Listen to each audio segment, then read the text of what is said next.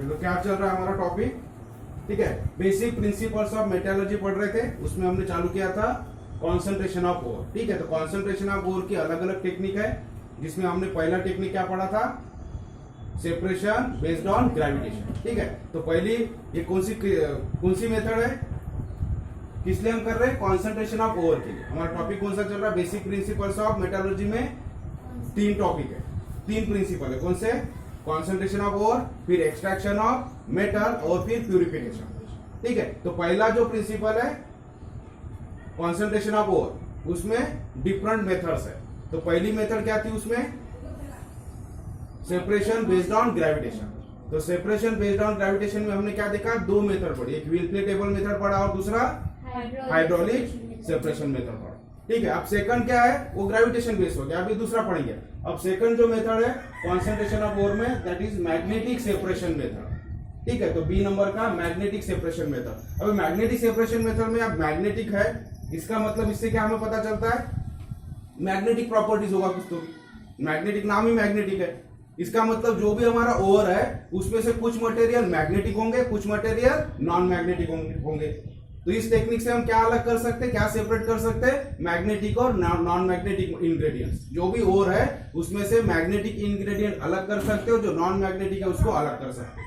अब मैग्नेटिक और non magnetic का मीनिंग क्या होता है, मैग्नेटिक का मतलब जो मैग्नेट के तरफ अट्रैक्ट होते हैं, that is called magnetic ingredient.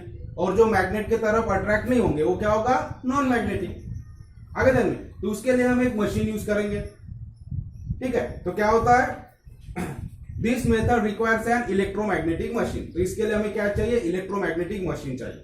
Electromagnetic machine का मतलब क्या होता है, जब हम इलेक्ट्रिसिटी मशीन को पास करेंगे उस, ठीक है, तो क्या होगा, उसमें मैग्नेटिज्म प्रोड्यूस होगा, मतलब मैग्नेटिक फील्ड वहां प्रोड्यूस होगा, तो उसको बोलते हैं हम इलेक्ट्रोमैग्नेटिक मशीन। आगे ध्यान में, तो इलेक्ट्रोमैग्नेटिक मशीन का यूज करना, यहाँ हमें 2 व्हील लेना है, 2 व्हील दिख रहे हैं, 2 में से एक तो व्हील है ना रोलर का काम करेंगे, रोल करने वाले व्हील है, ठीक है, जिसके ऊपर एक बेल्ट घूमता रहेगा, दिख रहा है belt, conveyor belt.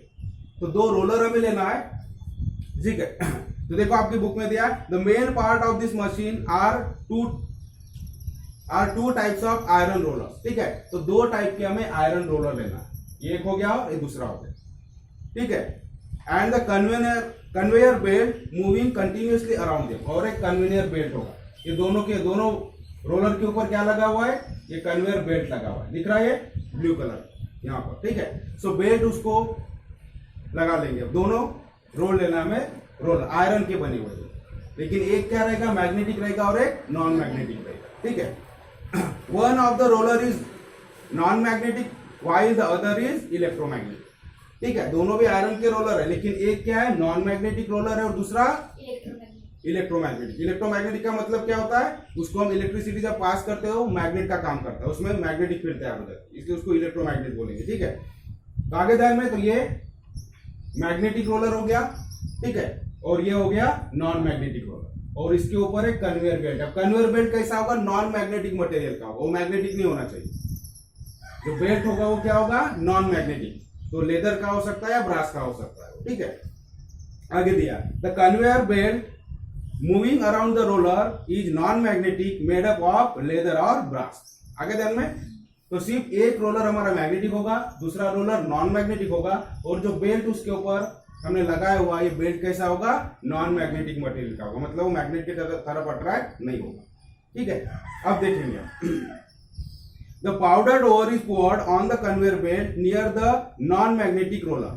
2 collectors vessels are placed below the magnetic roller. तो हमें क्या, ये अरेंजमेंट हो गया हमारे, ठीक है। जो भी हमें मेथड करना है, सेपरेशन मेथड, मैग्नेटिक, उसके लिए अरेंजमेंट क्या होगी, तो हमें इलेक्ट्रोमैग्नेटिक मशीन की यहाँ जरूरत होगी, ठीक है। 2 आयरन रोलर की जरूरत है, उसमें से एक मैग्नेटिक रोलर होगा और दूसरा नॉन मैग्नेटिक होगा। इसके दोनों के ऊपर हमने एक बेल्ट लगा दिया जो कि नॉन मैग्नेटिक बेल्ट होगा, तो आइदर ब्रास का या लेदर का बेल्ट उसके ऊपर लगाना, और यहां से ओर को ओवर करने के लिए वेसल लगा देंगे। अब कहां पे हमें लगाना है, नॉन मैग्नेटिक रोलर के पास में इसको वेसल को लगाना, जहां से हम हमारे ओर को, ठीक है, यहां सप्लाई करेंगे, ओवर करेंगे।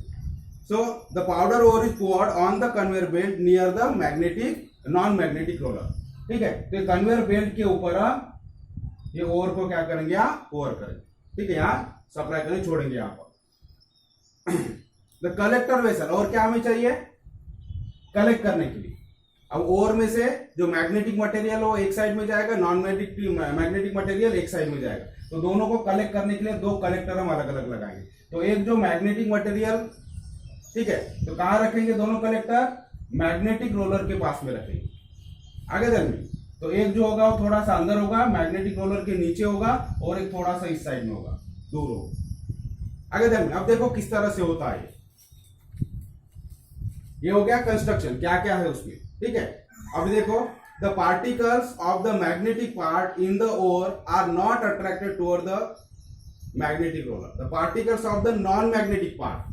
तो ये ओर जो हमने यहां पर डाला हुआ है, ये ओर क्या होगा, ये घूम रहा है, रोलर क्या हो रहा है, घूम रहा है। तो ये बेल्ट घूमेगा, तो ये सब इधर आएगा, ऐसे कंटिन्यू घूमते जा रहा है, और ये यहां से यहां तक आएगा। अब यहाँ नॉन मैग्नेटिक है तो कोई असर नहीं होगा, लेकिन ये जो मैग्नेटिक है व्हील, तो जब यहां से पास होगा तो जो नॉन मैग्नेटिक मटेरियल है उसके ऊपर कोई फर्क नहीं पड़ेगा। तो जब भी कोई चीज इस तरह से नीचे की तरफ जाएगी तो क्या जाएगी, सीधे नीचे जाएगी, वो अट्रैक्ट नहीं हो रही। तो जो नॉन मैग्नेटिक, ये जो यहाँ पर रेड कलर में दिखा है, कौन सा है, नॉन मैग्नेटिक मटेरियल है। तो नॉन मैग्नेटिक मटेरियल सीधा इस डायरेक्शन में गिर जाएगा, ठीक है। ये रोल हो रहा है, घूम रहा है, तो जब भी चीज घूम रही होती है, ये बेल्ट घूम रहा है, इसके ऊपर से यहां तक आएगा, तो यहां से नीचे गिर जाएगा, तो ये सीधा इस डायरेक्शन में नीचे गिरेगा, सीधे डायरेक्शन में, ठीक है, क्योंकि ये इधर अट्रैक्ट नहीं हो रहा है, तो सीधा जाएगा। तो नॉन मैग्नेटिक मटेरियल क्या होंगे, यहां से सीधा इस कलेक्टर में कलेक्ट होना चालू हो जाएगा, ठीक है। तो वही याद दिया है, the particles of the magnetic part, non magnetic part in the ore are not attracted toward the magnetic roller, therefore they are carried further along the belt and fall in the collector vessel placed away from the magnetic roller. आगे ध्यान में, तो ये कहां पर collect हो जाएंगे, ऐसे कलेक्टर में जो मैग्नेटिक रोलर से थोड़े अवे है, दूर है, ऐसा कलेक्टर। आगे ध्यान में, क्योंकि नॉन मैग्नेटिक मटेरियल है, और में का नॉन मैग्नेटिक, इसको हमने क्रश कर लिया है, बारीक कर लिया है पूरा, और फिर इसमें से तो नॉन मैग्नेटिक मटेरियल ये इधर कलेक्ट होगा, क्योंकि अट्रैक्ट नहीं हो रहा। और जो मैग्नेटिक मटेरियल वो क्या होगा, ये रोलर कैसा है, मैग्नेटिक है, तो मैग्नेट की तरफ अट्रैक्ट हो जाएगा। तो अट्रैक्ट होने की वजह से क्या होगा, ये बेल्ट के साथ कुछ दूर तक जाएगा, तो उसकी डायरेक्शन चेंज हो जाएगी, क्योंकि वो अट्रैक्ट हो रहा, वो मैग्नेट अपने तरफ उसको खींच रहा, ठीक है। तो ये जो मैग्नेटिक मटेरियल के पार्टिकल्स ये थोड़ा उसको अट्रैक्ट हो जाएंगे, उसके तरफ जाएंगे, इसलिए यहाँ इधर स्ट्रेट नहीं गिरेंगे, वो कैसे गिरेंगे, ये डायरेक्शन से गिरेंगे। जब वो नीचे आएंगे तब गिरना चालू होंगे, डाउन पोर्शन में आएंगे, समझ में आ गया, क्योंकि अट्रैक्ट हो गए इसके तरफ। तो इस तरह से मैग्नेटिक मटेरियल अट्रैक्ट होने से इधर गिर रहा है, और नॉन मैग्नेटिक मटेरियल इधर गिर रहा है, तो दोनों अलग अलग कलेक्टर होंगे, दोनों क्या हो जाएंगे, अलग हो जाएंगे। तो नॉन मैग्नेटिक और मैग्नेटिक मटेरियल हम और में से क्या कर सकते, इस तरह से सेपरेट कर सकते, ठीक है। At the same time, the particles of the magnetic ingredients of the ore stick to the magnetic roller and therefore fall in the collector vessels near the magnetic roller. आगे ध्यान में, तो नॉन मैग्नेटिक जो material है, ingredient है, वो attract नहीं होंगे व्हील के तरफ, इसलिए वो सीधे यहाँ नीचे गिर जाएंगे। जब बेल्ट ऐसे घूमने लगेगा तब, तो यहाँ तक अलॉन्ग विद बेल्ट आएगा, बेल्ट के ऊपर चलता आएगा वो, ठीक है, और यहाँ पर नीचे गिरेगा। और जो मैग्नेटिक इंग्रेडिएंट है ओर में के, वो क्या होंगे, ये रोलर के तरफ अट्रैक्ट होने की वजह से यहाँ तक वो अटैच रहेंगे बेल्ट से, और यहाँ नीचे आने के बाद वो फॉल होंगे।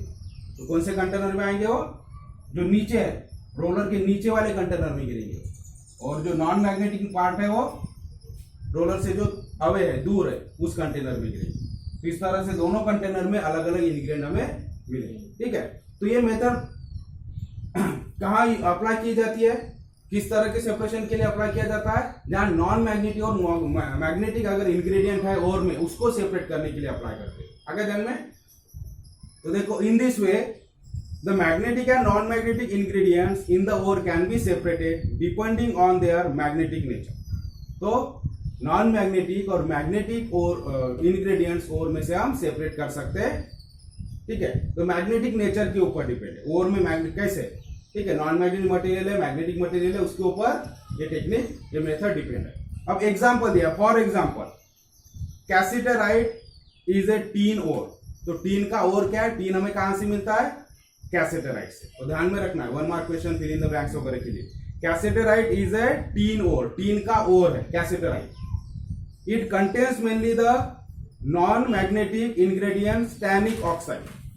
आगे ध्यान में, इसमें नॉन मैग्नेटिक इंग्रेडिएंट कौन सा रहता है, टीन का जो ओर रहता है, जिसमें से हमें टीन मिलता है, मेटल मिलता है टीन, ठीक है। इसका ओर क्या है, ओर का नाम क्या है, कैसेटराइट। फिर उसमें इंप्यूरिटीज कौन कौन सी रहती है बोलते हैं, नॉन मैग्नेटिक इंप्यूरिटी क्या है उसमें, stannic oxide SnO2 and the magnetic ingredient ferrous टंगस्टेन। ठीक है, तो फेरस टंगस्टेन उसमें रहता है। तो कैसेटराइट, तो एग्जांपल दिया है इसका, मैग्नेटिक सेपरेशन से हम इसको, so these are separated by the electromagnetic method. तो मैग्नेटिक सेपरेशन से इसे हम अलग कर सकते हैं। आगे ध्यान में, सो मैग्नेटिक सेपरेशन मेथड इस तरह से, तो कभी कभी आपको डायग्राम भी पूछा जा सकता है, लेबल द डायग्राम, इस तरह से भी हो सकता है। ठीक है, या फिर एक्सप्लेन भी करने को आ सकता है, what is magnetic separation method. ठीक है, एक्सप्लेनिंग शॉर्ट या right note on magnetic separation method, इस तरह से। तो आपको ये लिखते आना चाहिए।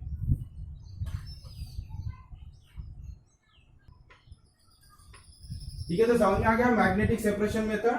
ठीक है, तो शॉर्ट में आपको लिखा के दिया है कि कंस्ट्रक्शन क्या होता है, किस तरह से मशीन होती है मैग्नेटिक सेपरेशन की, और किस तरह से वर्किंग होता है। ठीक है, तो एक बार, this method requires an electromagnetic machine, तो इलेक्ट्रोमैग्नेटिक मशीन यहाँ लगती है। ठीक है, जो हमने अभी समझा के दिया आपको उस तरह से, in which two types of iron rollers, one is non magnetic while other is electromagnetic and the conveyor belt moving continuously around the rollers is use. ठीक है, तो एक इलेक्ट्रोमैग्नेटिक मशीन की जरूरत होती है जिसमें दो रोलर होते हैं, आयरन के रोलर, जिसमें से एक नॉन मैग्नेटिक होता है और एक मैग्नेटिक होता है, और एक कन्वेयर बेल्ट कंटिन्यूअसली मूव होते रहता है अराउंड इट। ठीक है, तो समझ में आ गया यहाँ तक। फिर आगे, द कन्वेयर बेल्ट इज, और कन्वेयर बेल्ट कैसे होता है, नॉन मैग्नेटिक होता है। कौन से मटेरियल से बना होता है, वो ब्रास या लेदर से बना होता है। ठीक है, और कलेक्टर के लिए जो भी हमारा ओवर है वो पाउडर फॉर्म में होगा, ब्रश क्या ओवर रहेगा पूरा, और उसको कहाँ हम पोर करेंगे, नियर नॉन मैग्नेटिक रोलर के पास, बेल्ट, कन्वेयर बेल्ट के ऊपर हम छोड़ेंगे उसको नॉन मैग्नेटिक बेल्ट पर। इसमें यहाँ लिखा है, the conveyor, the powder ore poured on the conveyor belt near the non magnetic roller. ठीक है, और इसको कलेक्ट करने के लिए फिर क्या रहेगा, two collector vessels are placed below the magnetic roller, और दो वेसल्स रहेंगे कहाँ, मैग्नेटिक रोलर के पास में। ठीक है, बिलो। फिर किस तरह से काम होता है, ये हो गया हमारा कंस्ट्रक्शन पार्ट कि क्या क्या पार्ट्स है इसमें। ठीक है, अभी वर्किंग कैसे होगा इसका, द नॉन में, तो जब ये रन करेगा, जब बेल्ट घूमते रहेगा और यहाँ से हम पाउडर ओर को यहाँ पोर करेंगे, तो ये अलोंग द बेल्ट ये यहाँ तक आएगा। अब क्या होगा, the non magnetic ingredients do not attract toward the magnetic roller and fall into the collector away from the magnetic roller. तो जो नॉन मैग्नेटिक इंग्रेडिएंट्स है वो मैग्नेटिक रोलर की तरफ अट्रैक्ट नहीं होंगे और इस कलेक्टर में कलेक्ट हो जाएंगे, जो कि away from magnetic roller. while the magnetic ingredients of the ore attract toward the magnetic roller, और जो मैग्नेटिक इंग्रेडिएंट है वो अट्रैक्ट हो जाएंगे and they fall into the collector which is below the magnetic roller. ठीक है, तो इस तरह से दोनों भी इंग्रेडिएंट सेपरेट हो जाए। तो आपको ये नोट कर लेना है, डायग्राम भी ड्रॉ करना आपके बुक में, और ये ठीक है प्रोसेस लिख लेना उसके बाद। हम एग्जांपल देखेंगे इसी के ऊपर अभी, तो नोट कर लो ये। ठीक है, तो इस तरह से हम इस मेथड से, मैग्नेटिक सेपरेशन मेथड से क्या कर सकते हैं, तो नॉन मैग्नेटिक और मैग्नेटिक इंग्रेडिएंट को हम सेपरेट कर सकते हैं। इसलिए लास्ट में वो सब लिखने के बाद हमें लास्ट में लिखना, in this way magnetic and non magnetic ingredients in the ore can be separated depending on their magnetic nature. और उसका एक एग्जांपल हमारे पास है टीन। ठीक है, जो टीन ए मेटल है उसका ओर क्या है, कैसेटराइट। तो कैसेटराइट इज अ टीन ओर, इसमें क्या क्या होता है impurities, mainly it contains mainly non magnetic ingredients, stannic oxide. तो नॉन मैग्नेटिक इंग्रेडिएंट्स में टैनिक ऑक्साइड होता है और मैग्नेटिक इंग्रेडिएंट होता है उसमें फेरस टंगस्टेन। तो दोनों को इस मेथड से हम सेपरेट कर सकते हैं। आगे ध्यान देते हैं, एग्जांपल है मैग्नेटिक सेपरेशन मेथड का। ठीक है, इसके ओर को हम इसमें से मैग्नेटिक और नॉन मैग्नेटिक और इंग्रेडिएंट्स हम सेपरेट कर सकते हैं। ठीक है, तो चलो हम नेक्स्ट टॉपिक पढ़ेंगे अभी।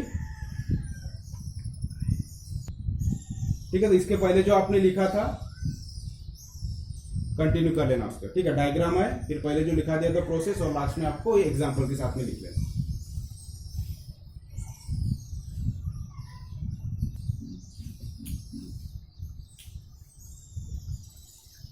सो नेक्स्ट मेथड है कॉन्सेंट्रेशन ऑफ ओर में फ्लोटेशन मेथड। ठीक है, फ्रोथ का मतलब क्या होता है, फ्रोथ यानी झाग बनना। ठीक है, फोम जिसे बोलते हैं। ठीक है, झाग। आप जब सोप को या डिटर्जेंट को पानी में क्या करते, मिक्स करते, उसको एजिटेट करते, पूरा आप स्टीर करते उसको, ठीक है, तो क्या होता है, ऊपर में क्या आएगी, वाटर के ऊपर क्या तैयार होता है, फोम, ठीक है, दैट इज कॉल्ड फ्लोथ, ठीक है। तो फ्लोएटेशन कहाँ फ्लोएट होता है, फ्लोथ नीचे रहता है क्या वाटर में, वाटर के ऊपर आता है। आगे दिन में जब हम डिटर्जेंट या सोप का जब हम सोल्यूशन बनाते हैं उसको स्टीरिंग करेंगे, ठीक है, बहुत देर तक उसको हिलाएंगे तो क्या होगा, फ्लोथ वहां पर तैयार होगा। और ये फ्लोथ क्या होता है, हमेशा वाटर के अपर लेयर पे होता है, ऊपर में आता है। तो वही टेक्निक यहाँ यूज किया है। अब इसके लिए हमें क्या चाहिए, नेचर कैसा चाहिए इंग्रेडिएंट का, तो जो भी ओवर में जो भी इंग्रेडिएंट है वो कैसे होने चाहिए, तो दो प्रॉपर्टी के ऊपर एक मेथड डिपेंड है। तो क्या बोल रहा है देखो आपकी बुक में,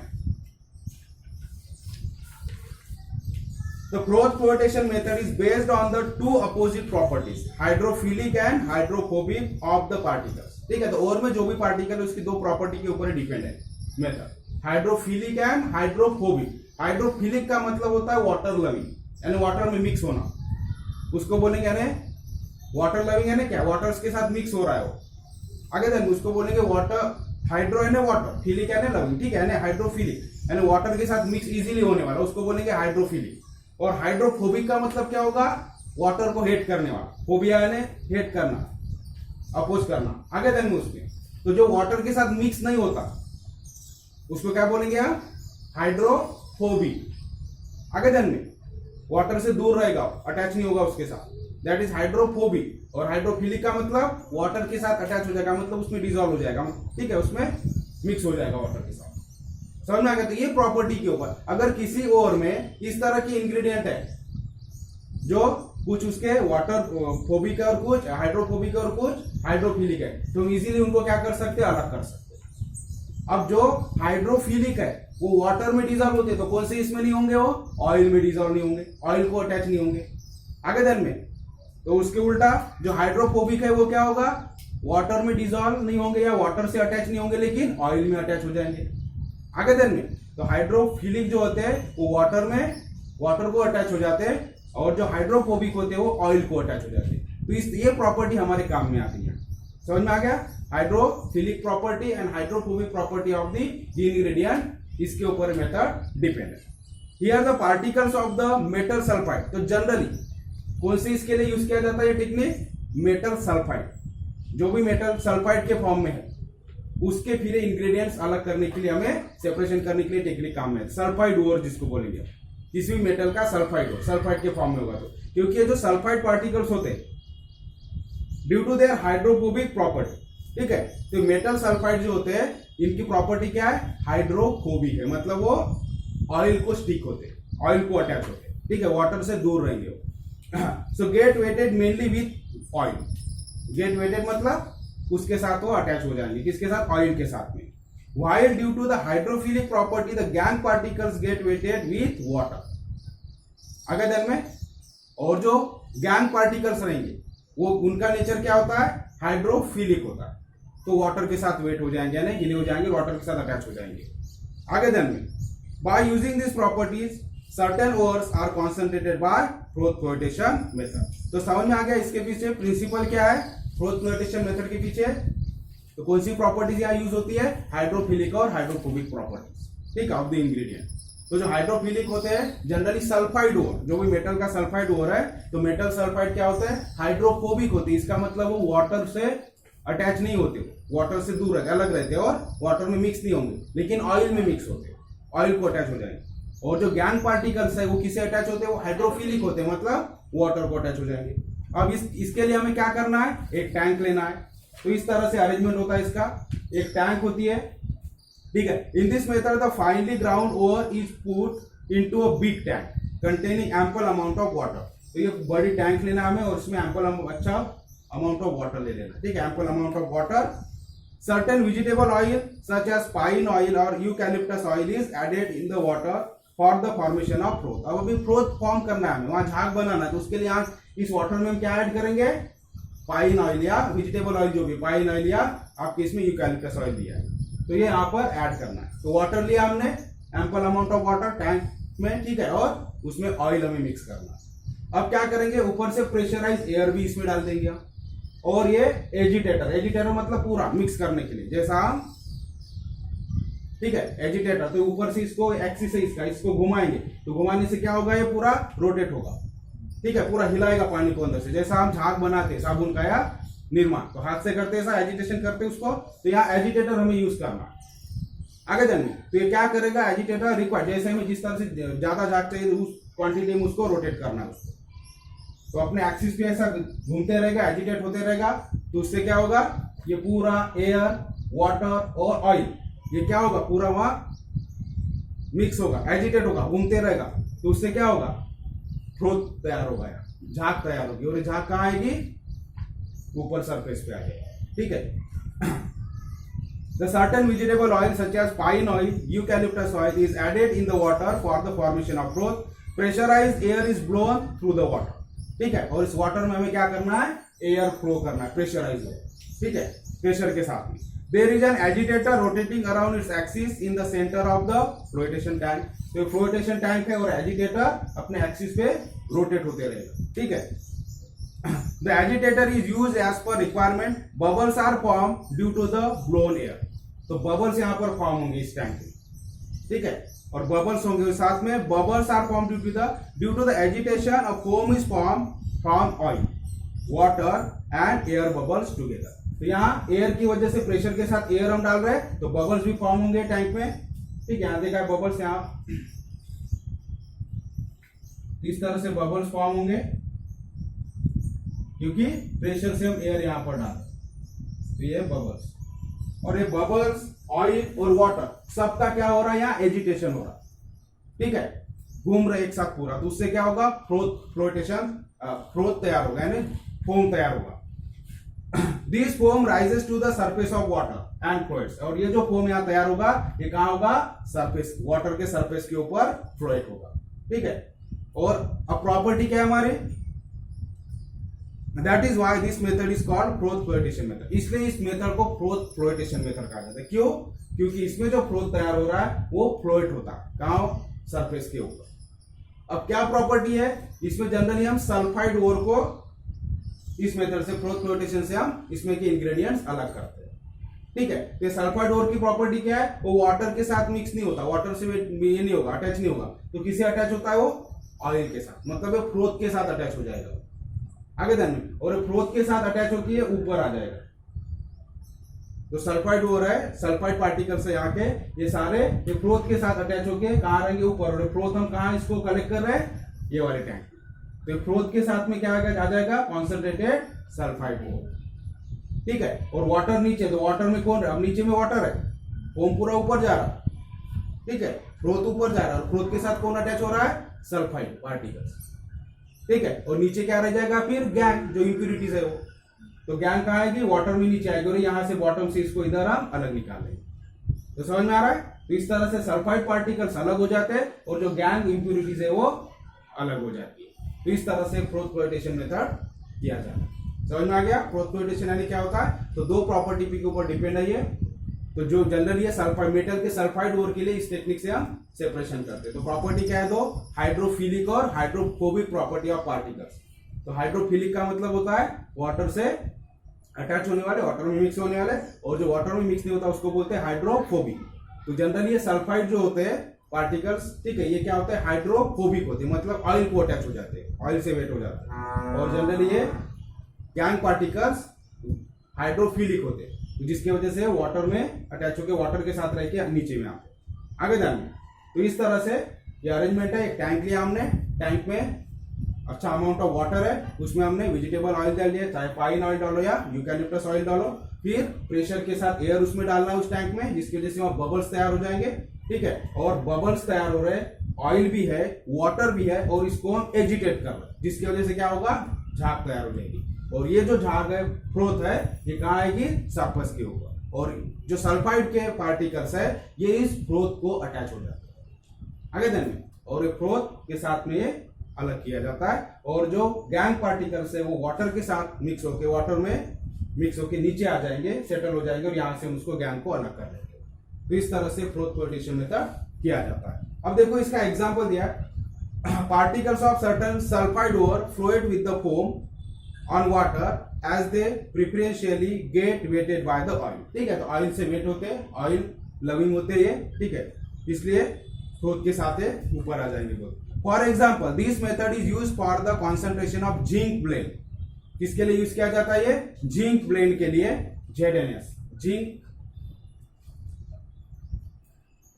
जिंक सल्फाइड भी बोलते हैं उसको, दूसरा नाम क्या है उसका? जिंक ब्लेंड, ठीक है। तो ZnS इसके लिए यूज किया जाता है ये सेपरेशन टेक्निक।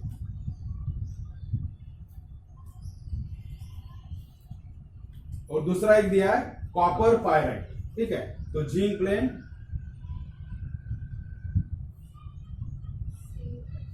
और कॉपर पायराइट, ये है CuFeS2।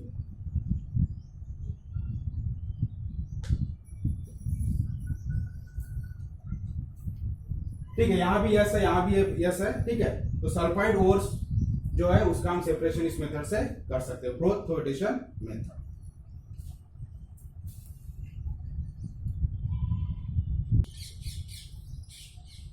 ठीक है, जो हमने पढ़ा अभी जो प्रोसेस है उसके बारे में लिख के दिया आपको, किस तरह से प्रोसेस होता है। हमने एक टैंक लिया, टैंक में वाटर ले, एम्पल अमाउंट ऑफ वाटर, ठीक है, एयर का सप्लाई किया, ऑयल उसमें मिक्स किया हमने, पाइन ऑयल या फिर यूकैलिप्टस ऑयल हम इसमें मिक्स करते हैं और एजिटेटर से इसको एजिटेट करते हैं। तो फ्लोट फॉर्मेशन होता है, एयर की वजह से बबल्स फॉर्म होते हैं और ऑयल और वाटर और बबल तीनों मिला के और एजिटेशन की वजह से उसके फ्लोट फॉर्म होता है और एक फ्लोट ऊपर की तरफ फ्लोट होता है।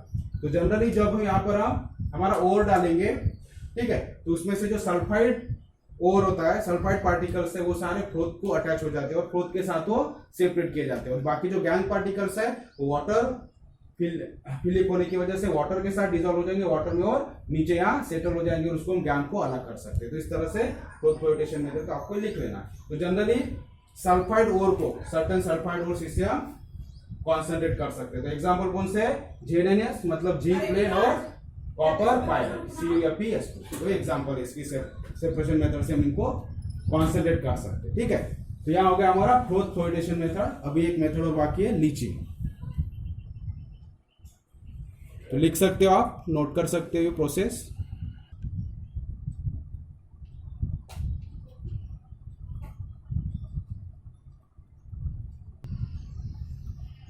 तो नेक्स्ट मेथड है लीचिंग, ठीक है। कौन सा? कॉन्सेंट्रेशन ऑफ ओर पढ़ रहे हैं, उसमें कॉन्सेंट्रेशन ओर को कॉन्सेंट्रेट करने की हम जो लास्ट मेथड पढ़े हो लीचिंग मेथड पढ़े। इसके पहले हमने पढ़ा ग्रेविटेशनल सेपरेशन मेथड पढ़ा, मैग्नेटिक सेपरेशन पढ़ा, फ्लोट फ्लोटेशन पढ़ा, अभी लीचिंग। तो लीचिंग में क्या होता है? तो in this method the ore is soaked in a certain solution for a long time. तो एक पर्टिकुलर सॉल्यूशन, जिस टाइप का ओर है, ओर के नेचर के हिसाब से, ठीक है, या किस कंपाउंड के फॉर्म में, उस हिसाब से उसको एक पर्टिकुलर सॉल्यूशन में सोक किया जाता है। सोक करना है, भिगाया जाता है उसको, ठीक है, लॉन्ग टाइम के लिए। तो ये ऐसे वक्त क्या होगा, ये जो ओर है, ओर की और सॉल्यूशन की क्या होती है? रिएक्शन हो जाती है। समझ में आ गया? तो जो सॉल्यूशन यूज किया जाएगा वो इस तरह का होगा कि वो ओर की उसके साथ रिएक्शन हो जाए और उसमें जो गैंग है, जो इंप्यूरिटीज है, उसकी रिएक्शन नहीं होती सॉल्यूशन के साथ। तो उसकी रिएक्शन नहीं होगी तो वो क्या होगा? जैसा का वैसा नीचे बैठ जाएगा, उसको किसी दूसरे फॉर्म में कन्वर्ट नहीं होगा और जो ओर है उसकी रिएक्शन होगी, दूसरे फॉर्म में कन्वर्ट हो जाएगा। तो इस तरह से गैंग क्या हो जाएगी? अलग हो जाएगी, इंप्यूरिटीज उससे अलग निकल जाएगी और जो ओर है वो दूसरे फॉर्म में हमें अवेलेबल हो जाएगा। आगे देखिए, तो this process is known as leaching, इसको लीचिंग बोलते हैं। तो जो भी हमारा ओर है, उस ओर को क्या करेंगे? एक सर्टेन सॉल्यूशन में हम लॉन्ग टाइम के लिए सोक करेंगे, भीगने डालेंगे, ठीक है। और उस सॉल्यूशन के साथ क्या होती है? इस ओर की रिएक्शन होके एक नया कंपाउंड तैयार हो जाता है, ठीक है, जिसको हम इजीली फिर ब्रेक कर सकते हैं, यानी उसको उसमें से हमारा मेटल निकाल सकते हैं। और जो बाकी इंप्यूरिटीज है वो इस सॉल्यूशन के साथ रिएक्शन नहीं करती, तो जैसी की वैसी रहेगी, रिएक्शन होगा नहीं सॉल्यूशन में और उसको हम फिल्टर करके निकाल लेंगे। तो ये जो मेथड है सेपरेशन की, इसको बोला जाता है लीचिंग। समझ में आ गया? In this method the ore is soaked in a certain solution for a long time, the ore dissolve in that solution. तो जो भी सॉल्यूशन है उसमें डिसॉल्व हो जाएगा और due to a specific chemical reaction. तो केमिकल रिएक्शन हो जाएगी वो सॉल्यूशन और ओर के बीच में, जिसकी वजह से उसमें डिसॉल्व हो जाएगा। The gang however does not react and therefore does not dissolve in that solution. और जो गैंग है, इंप्यूरिटीज है, उसकी उस सॉल्यूशन के साथ कोई रिएक्शन नहीं होगी, जिसकी वजह से वो उसमें डिसॉल्व नहीं हो पाए। अब डिसॉल्व नहीं होगा तो क्या होगा? नीचे बैठ जाएगा, ठीक है, और उसको हम easily so it can be separated, और उसको इजीली हम सेपरेट कर सकते हैं सिंपल फिल्टरिंग मेथड से, ठीक है।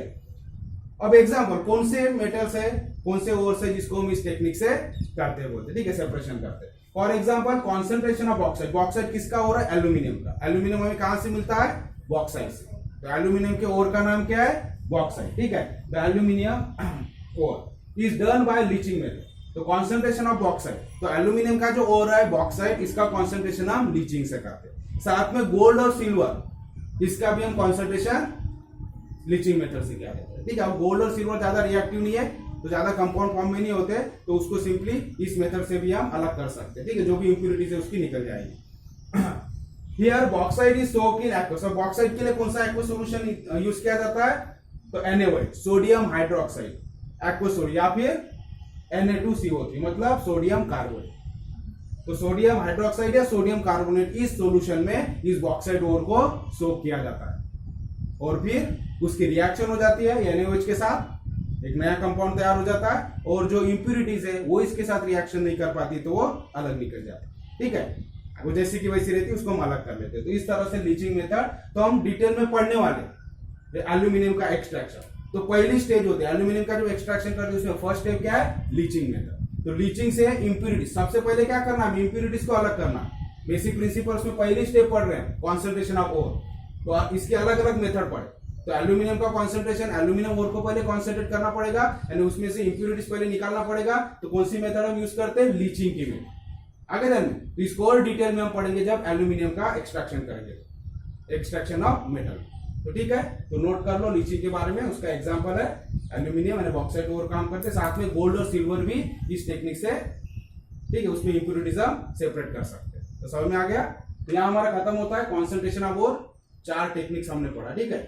इसके बाद में हम सेकंड जो हमारा प्रिंसिपल है that is extraction of metal, वो हम कल पढ़ेंगे नेक्स्ट वीडियो में।